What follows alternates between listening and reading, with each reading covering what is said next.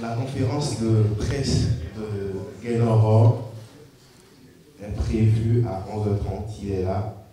Place effectuer un voyage, j'espère. Oui, merci. Bonjour à tous. On est très heureux de vous retrouver, surtout pour préparer un grand match contre les champions d'Afrique, où nous avons donc sélectionné 25 joueurs. 25 parce qu'il y a quelques incertitudes pour des joueurs qui ont été touchés.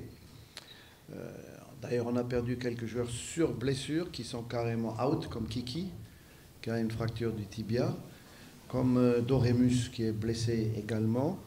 Et on a un autre joueur qui est touché, mais qui est quand même sur la liste, parce qu'il espère pouvoir revenir, c'est Huntonji Cédric.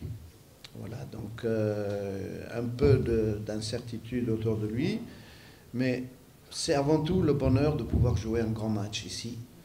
Je pense qu'un samedi soir à 20h, sur une belle pelouse, on vient de visiter le terrain. On a vu qu'il y a eu un très bon travail de fait. Je voudrais remercier le directeur du stade qui a vraiment fait un gros effort. La fédération qui a suspendu les matchs ici depuis un moment pour que la pelouse soit digne de recevoir le champion d'Afrique et sa propre équipe, évidemment. J'ai vu que dans la liste, il y a 3 joueurs qui sont nés à Cotonou. Donc quel bonheur de pouvoir jouer un grand match contre les champions d'Afrique dans sa ville natale. On a eu la victoire au Rwanda sur le tapis vert. C'est une obligation pour nous maintenant de faire un bon match et de faire tout pour être digne de cette deuxième place. Actuellement, on est deuxième au goal average, mais il faut quand même savoir que si on est au même nombre de points que le Mozambique, c'est le goal average particulier qui va compter et pas général, comme c'est dans d'autres confédérations le cas. Ici en Afrique, c'est toujours le goal average particulier, c'est-à-dire si on a le même nombre de points que le Mozambique, ça va compter les matchs qu'on a fait contre eux. Voilà, et le premier match a été perdu, donc dans tous les cas, ça sera le dernier match qui sera décisif, quel que soit le résultat du prochain match, puisqu'on a le même nombre de points. Voilà, donc la liste, vous allez donner les noms. Encore une fois, c'est vraiment un bonheur de pouvoir jouer un si grand match. En plus, un samedi soir à 20h, ça va faire 21h en Europe, le monde entier va regarder ce match. Et c'est un samedi soir, prime time, où les jeunes joueurs que nous avons convoqués, et puis on a quelques-uns qui viennent pour la première fois. Il y a aussi pas mal de joueurs locaux que vous allez découvrir, que nous avons avec Moussa ensemble suivi à travers, j'ai dû voir une quinzaine de matchs depuis le mois de mars, et on a pu trouver des talents qui, je pense, auront un avenir, et pourquoi pas un deuxième Osimhen qui vient du Bénin. Ça nous ferait plaisir à nous tous. Donc on est là aussi pour faire une équipe pour l'avenir, pour le futur.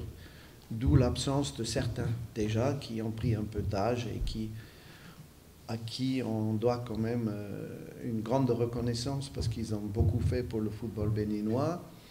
Mais à un moment donné, il faut faire de la place aux jeunes talents et aussi aux joueurs qui sont ici au pays, parce que j'ai vu que le niveau du football ici n'est pas mal du tout.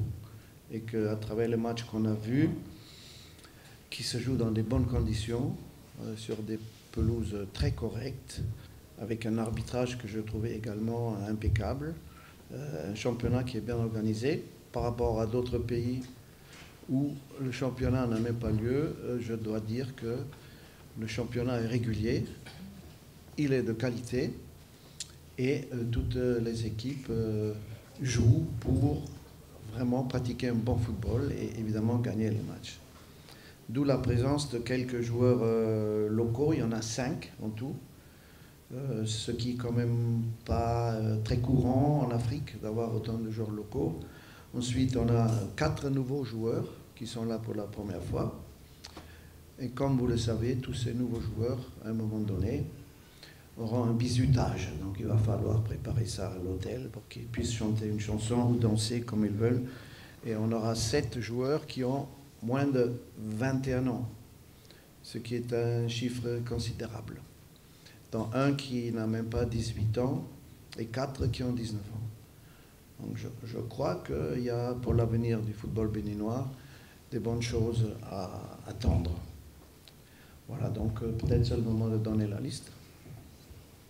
Sartudet Aragbe, Marcel Dandinou, Serge Obassa, Khaled Adenan, Brandon Ogounon, Youssouf Assoba, Cédric Rontondi, Rachid Moumini, Rabiou Sankamao, Mohamed Tidjani, Olivier Verdon, Matteo Arlenvi, Dodo Doku, Prince Dosso Ricardo,